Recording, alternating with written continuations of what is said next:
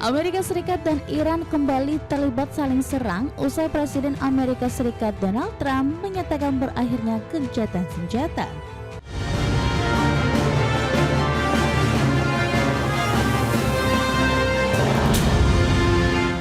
Ya, pemirsa, Amerika Serikat dan Iran kembali terlibat saling serang sepanjang akhir pekan lalu dan sebelumnya serangkaian serangan antara Amerika Serikat dan Iran selama beberapa hari terakhir telah menyebabkan Presiden Amerika Serikat Donald Trump menyatakan berakhirnya gencatan senjata. Amerika Serikat dan Iran kembali terlibat saling serang usai Presiden Amerika Serikat Donald Trump menyatakan berakhirnya gencatan senjata. Pada hari Minggu kemarin, pasukan Amerika Serikat dan Iran saling melancarkan serangan menggunakan rudal dan drone.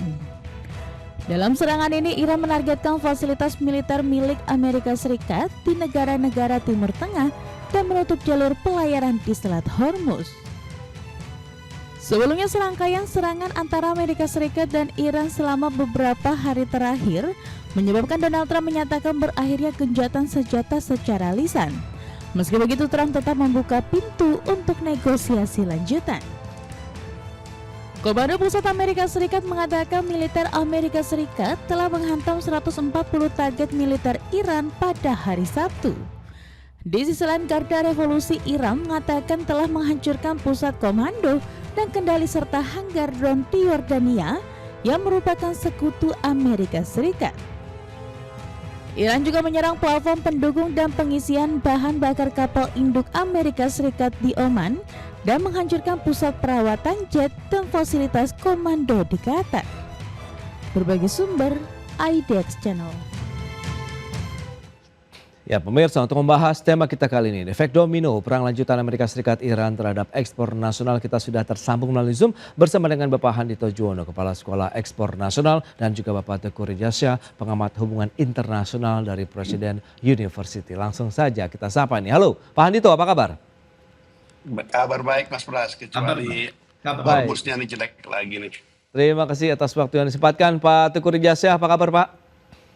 Kabar baik, salam dari Presiden University. Baik, terima kasih atas waktu yang disempatkan. Sebelum membahas lebih jauh, ini mungkin Pak Teguh bisa memberikan review ya terkait dengan kondisi terkini begitu. Bagaimana Anda memandang kembali pecahnya gelombang perang antara Amerika Serikat, Iran begitu dan juga Israel di dalamnya begitu sejak akhir pekan lalu. Apakah ini menjadi sinyal bahwa memang belum ada kesepakatan yang signifikan soal pengakhiran perang antara Amerika Serikat, Israel dan juga Iran?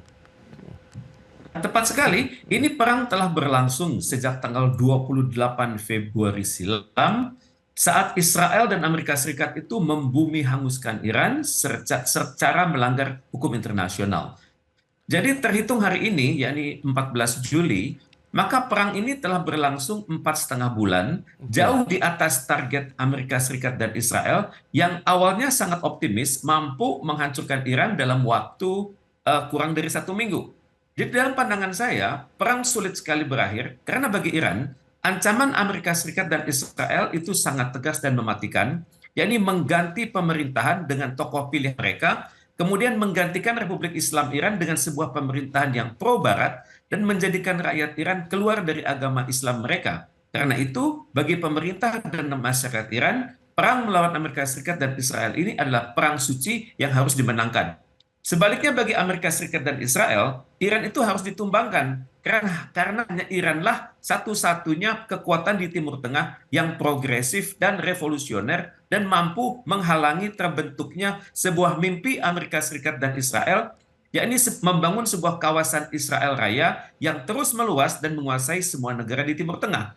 Jadi saat ini perang telah semakin kritis dan berpotensi menjadi perang regional dengan melibatkan secara langsung dan tidak langsung negara-negara di Timur Tengah dan negara di luar Timur Tengah tersebut. Wow, itu dia, ada potensi meluas lebih jauh begitu ya Pak Teguh ya terkait dengan kondisi terkini dari tepat sekali, perang karena di kita Timur perhatikan Tengah. peluru kendali Iran demikian terarah, kemungkinan besar akan mendapat dukungan dari sinyal Rusia dan China. Oke, nah Demikian. dari Sekolah Ekspor Nasional, Anda melihat bagaimana nih kalau kita cermati tadi perang yang kembali meletus begitu dan ini kan dikhawatirkan kejadiannya tidak berbeda dengan waktu sebelumnya begitu di mana harga energi global meningkat, Selat Hormuz kembali lagi mungkin akan ditutup. Nah, bagaimana ini juga dampaknya terhadap kinerja ekspor nasional kita terutama ya ke wilayah-wilayah sekitar yang memang melewati Selat Hormuz ini. Pak Andito. Memang harus kita ketahui ya, Hormuz ini sangat strategis, lebarnya itu sempit, tapi sangat banyak negara di dunia tergantung pada ekspor dan impor dari Hormuz tersebut kan. Kita perhatikan kan, Arab Saudi itu mengekspor Baik, 37% ke lewat Hormuz. Kemudian Irak 20, maaf saya ulangi, dunia ini tergantung pada impor dari Hormuz kan. Saudi Arabia tergantung dari ekspor dari Saudi Arabia, dari Irak, dari Uni Arab Emirat, dari Iran, dari Kuwait, dari Qatar, dan juga lainnya. oke, Sedangkan negara-negara di dunia tergantung pada Hormuz itu adalah India, kemudian South Korea atau Korea Selatan, dan juga Jepang. Kemudian dampaknya bagi Indonesia ya besar sekali, oke, karena impor kita akan sangat terganggu, kemudian otomatis berdampak kepada produktivitas di dalam negeri, kemudian harga minyak itu menaik, harga LNG juga menaik, dan oke. pada saat yang sama ada kecenderungan akan ada biaya-biaya dari keluar masuk dari Hormuz tersebut. Misalnya Amerika Serikat mengatakan sudah mulai ingin menguasai Hormuz tersebut karena dengan demikian Amerika Serikat bisa menerapkan Hmm. biaya-biaya lewat sebesar sekitar 20%. Jadi kalau hal ini terjadi, ya ekonomi kita akan semakin sulit. Bukan hanya kita, tapi ekonomi negara-negara di dunia akan semakin sulit. Baik, Energy shock itu akan terjadi, oke. resesi akan terjadi, Hmm. kemudian kemungkinan besar perluasan perang, dan juga cadangan minyak dunia juga akan terdampak. Baik Pak Demikian. Teguh, baik Teguh. Pak Handito, dari pandangan Ya, Anda bagaimana akhirnya Pak? Sejauh mana ini akan memberikan tekanan? Apakah ada efek domino, efek berata yang perlu dicermati untuk kinerja ekspor kita? ya, saya rasa analisis geopolitik dari Pak Teguh tadi bagus ya, membuat kita sadar bahwa sebenarnya kita ini selama ini sudah terlalu tergantung lah kepada Selat Hormuz ini ya, Oke, dari sisi apapun lah. Nah, tetapi ini membuat kita memang harus juga sadar bahwa ketergantungan ini dampaknya besar sekali. Surplus ekspor neraca perdagangan kita udah tergerus terus gitu ya. betul. Meskipun ekspor kita masih meningkat sampai dengan Mei di tahun ini masih naik 3% lebih lah gitu. Tetapi jangan lupa itu mas dibantu oleh naiknya harga-harga komoditi kan. Bayangin kalau harga komoditinya nggak naik, turun itu berarti. Nah sementara kalau saya melihat, coba kita jangan hanya melihat diri sendiri. Kita lihat kompetitor kita ya. Saya kalau lihat ekspor kita ini salah 3 negara yang menurut saya ini menurut penelitian dari RBX bersama Sekolah Ekspor itu kita ini perlu berkaca pada apa yang terjadi dengan China, tetangga kita Malaysia dan Thailand. Saya menganggap 3 negara ini punya kompatibilitas cukup tinggi dengan ekspor Indonesia gitu ya. Mereka itu naiknya banyak ya. Selama periode yang sama mereka naiknya bisa sekitar Thailand sudah tumbuh di atas 17%, China 19%, Malaysia bahkan naiknya lebih dari 20%. Jadi artinya apa? Di tengah kesulitan ekonomi dunia, ini ternyata negara-negara lain bisa itu ekspor lebih banyak dari Indonesia, meningkat ekspornya lebih banyak dari Indonesia. Ini saya rasa jadi introspeksi loh. Sementara impor kita naiknya luar biasa, banyak banget Oke. gitu sehingga habislah surplus kita. Nah ini yang saya rasa ke depan ini harus kita tata dengan jangka pendek ya, kita harus hidup lah dengan apa yang dilakukan sekarang dengan mencoba yang penting survive gitu ya. Nah, tapi saya rasa ke depan kita memang harus menata ulang keseluruhan bagaimana kita membangun perekonomian yang sehat ini. Bagaimanapun perdagangan jadi sektor penting, tapi investasi juga jadi sektor penting gitu ya. Jadi saya rasa ke depan kita perlu membangun sesuatu yang lebih efisien, lebih punya daya saing. Saya rasa ini mau nggak mau harus dilakukan. Kalau istilah kami di RBX itu ini kita harus mulai membangun, memperbesar konglomerasi ekspor gitu ya. Oke. Jadi Ekspor harus dibangun dari sebuah integrasi ekosistem yang baik sehingga kita mampu bersaing. Ada nggak ada masalah di Hormuz. Baik, Pak Hanito, lantas seberapa besar nanti lonjakan biayanya terhadap logistik, kemudian ada premi asuransi pengapalan barang yang juga mungkin harus ditanggung oleh eksportir. Kita bahas lebih jauh di segmen berikutnya, kita akan jeda sebentar. Pak Teguh dan juga Pak Hanito. Dan pemirsa, tetaplah bersama kami. Ya, Anda masih menyaksikan Market Review pemirsa. Berikut ini kami akan sampaikan data seperti yang bisa Anda saksikan di layar televisinya. Kita lihat beberapa selat begitu yang memang menjadi jalur perdagangan yang paling penting begitu secara internasional. Ada Selat Malaka ini dengan panjang sekitar 930 km. Kemudian ada Selat Magellan 570 km, ada Selat Bass di sekitar 500 km, ada Hormuz 167 km dan Singapura, Selat Singapura di 113 km. Baik, berikutnya komoditas utama dengan pengangkutan apa saja yang melewati Selat Hormuz yang saat ini memang akhirnya menjadi proksi atau mungkin senjata bagi Iran begitu ya untuk bisa menahan gempuran dari Amerika Serikat dan mungkin negara-negara sekutunya. Ada minyak mentah, kemudian LPG, LNG, produk minyak olahan, kemudian bahan kimia dan pupuk di mana ya rata-rata ini memang menjadi kebutuhan Indonesia juga begitu ya. Baik, kita akan lanjutkan kembali perbincangan bersama dengan Bapak Teguh Rejasya, pengamat hubungan internasional dari Presiden University, kemudian juga ada Pak Hanito Jono, Kepala Sekolah Ekspor Nasional. Nah Pak Hanito, lantas kalau kita bicara seberapa besar akhirnya lonjakan biaya logistik, kemudian premi asuransi pengapalan barang yang mungkin juga akhirnya harus ditanggung oleh eksportir begitu akibat pecahnya perang ini Pak? Ya, memang peningkatan biaya yang ditanggung oleh sebenarnya importir duluan yang paling banyak di Indonesia itu sebenarnya itu besar sekali. Tapi itu dampaknya kepada ekspor karena kan sebagian besar ekspor Indonesia apalagi yang bahan bakunya manufaktur kan bahan bakunya juga dari luar negeri ya. Tuh. Nah, tetapi sebenarnya yang lewat Hormuz kan lebih banyak minyak gitu, minyak gas gitulah ya. Jadi, nah ini dampaknya besar sekali. Kita bersyukurlah sebenarnya pemerintah masih berani, saya mengatakan berani luar biasa menahan cornya harga gas gitu ya.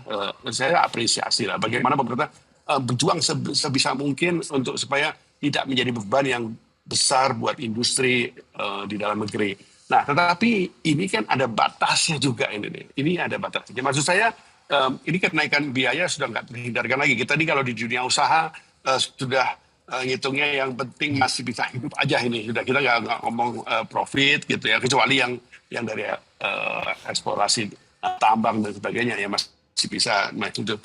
Nah tetapi yang harus dilakukan sekarang, saya rasa kita memang tapi gini loh, saya tadi mau bandingkan dengan kalau kita tumbuh 3%, kenapa negara lain masih bisa tumbuh ekspornya itu puluhan persen kan gitu. Nah ini yang saya rasa ini yang menunjukkan bahwa kita ini industri ekspor, saya menyebutnya gitu ya, industri ekspor Indonesia ini perlu ditata lagi nih, perlu ditata ini.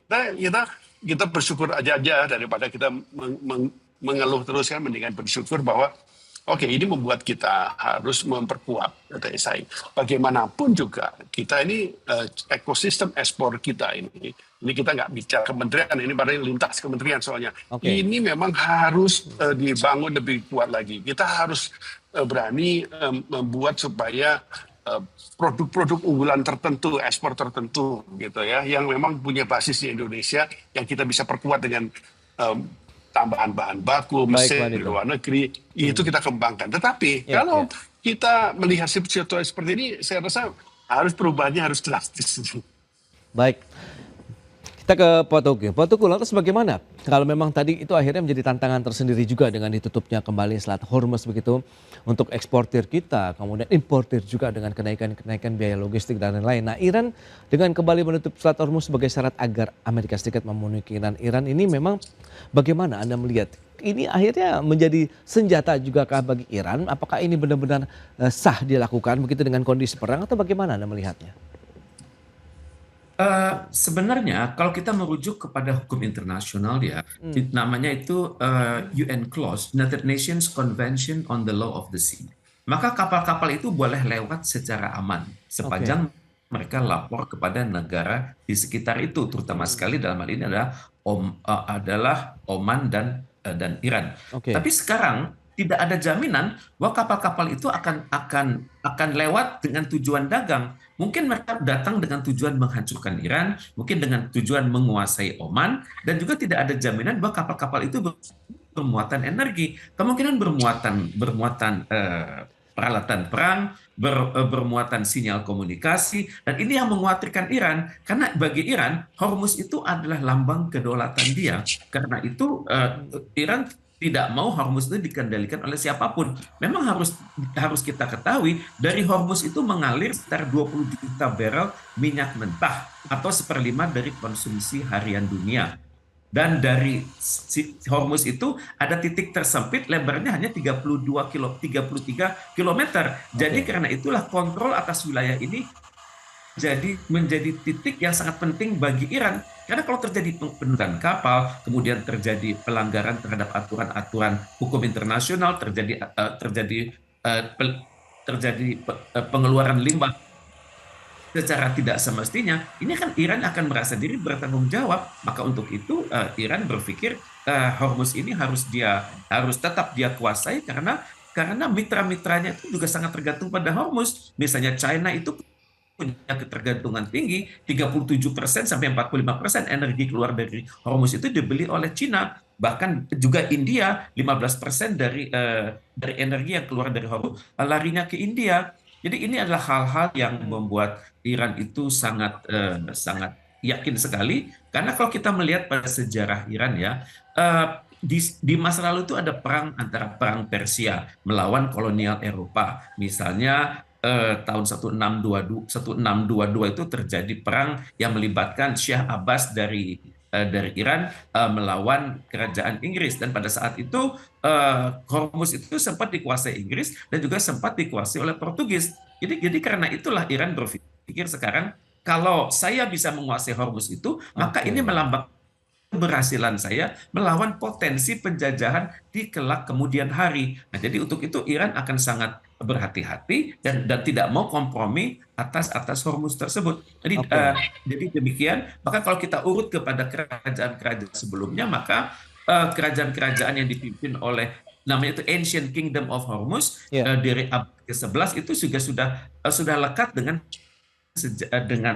dengan bangsa Iran, dan bangsa Iran itu sadar bahwa di masa lalu kalau dikuasai oleh negara-negara lain, maka di Hormuz itu akan terjadi kekacauan, akan terjadi perampokan, akan terjadi penguasaan atas wilayah-wilayah yang sebenarnya merupakan wilayah Iran di masa lalu. Demikian. Baik, Pak Tugu, kalau kita lihat kesepakatan di Lucerne, Swiss ya, 17 Juni 2026 yang memberikan tenggat waktu sekitar 2 bulan untuk masa perundingan, kemudian pembahasan perdamaian yang permanen dengan kondisi terkini yang justru saling mengirim rudal, drone begitu ya. Iran menyasar fasilitas militer Amerika Serikat di wilayah Teluk, kemudian Amerika juga tidak mau kalah dengan mengirim rudalnya juga ke Iran. Ini bisa tercapai tidak sih kesepakatannya? Akan semakin sulit ya, karena Donald Trump berada di bawah tekanan ya. Pada minggu pertama bulan November tahun ini itu akan ada pemilu sela di Amerika Serikat, di mana banyak nasib anggota Partai Republik itu akan terganggu kalau Amerika Serikat itu turun pamornya. Apalagi kita ketahui bersama, Amerika Serikat itu tingkat popularitas Donald Trump semakin menurun di dalam negeri, tingkat kredibilitas dia juga sudah menurun di kalangan NATO dan negara Uni Eropa. Karena itu Trump itu ingin sekali menang cepat dan indah. Karena itu Trump akan mengupayakan Hormuz ini secepat mungkin dia kuasai, ataupun perundingan yang sudah dirancang, yang sudah ditandatangani di tanggal 17 Juni lalu itu segera beroperasi. Jadi kita berada pada suatu kondisi di mana Amerika Serikat itu ngotot dan Iran itu bertahan, dan Iran itu siap untuk berperang untuk jangka panjang. Jadi dalam hal ini saya berpikir seluruh butir-butir kesepakatan yang sudah dibuat di Lucerne itu ada 14 itu akan sangat sulit dicapai, dan untuk itu ya waktu sudah semakin dekat. Kira-kira itu dekat dengan hari ulang tahun kemerdekaan Indonesia 17 Agustus. Diharapkan sudah ada hasil, tapi kalau semakin dekat tidak ada hasil ya krisis akan semakin berat. Demikian. Baik Pak Tugu. Dan Pak Hanito, lantas bagaimana Anda melihat situasi ini? Apakah eksportir akhirnya akan tetap memilih misalnya memaksimalkan ekspor negara negara tujuan yang tradisional kita kah begitu, atau kita mencari alternatif lain begitu menjadi salah satu solusinya begitu Pak Handito?